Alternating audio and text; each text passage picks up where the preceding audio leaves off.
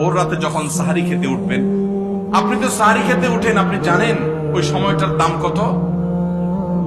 আমরা বেশিরভাগ মানুষ জানি না ভোর রাতের এই সময়টার দাম কত।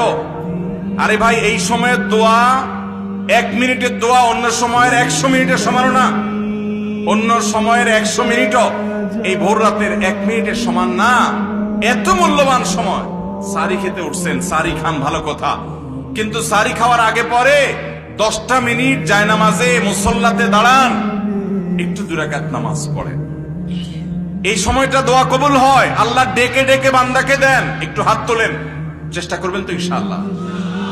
আপনার বাসার এক কোনায় চলে যাবেন, একটু আলো আধারিতে চলে যাবেন, সেখানে গিয়ে বসে আল্লাহর কাছে একটু কথা বলবেন। সিজদা চলে যাবেন, সিজদা গিয়ে আল্লাহর সাথে একটু মন খুলে কথা বলবেন। আল্লাহ, আমি অনেক গুনাহ করেছি, আল্লাহ আমি অনেক পাপিষ্ঠ। শুনেছি আপনার রাসূল জানিয়েছেন যে এই মাসে নাকি আপনি অনেক পাপিষ্ঠকে মাফ করে দিবেন। আল্লাহ, আপনি নাকি অনেক জাহান্নামে যাদের নাম চলে গেছে জাহান্নামী তালিকাভুক্ত, তাদেরকে মুক্ত করে জান্নাত দিয়ে দিবেন, আপনি নাকি ওয়াদা করেছেন। আল্লাহ, আমাকে একটু তাদের মধ্যে শামিল করে দেন। আল্লাহ, আপনি দিলে আপনার কোনো অভাব হবে না।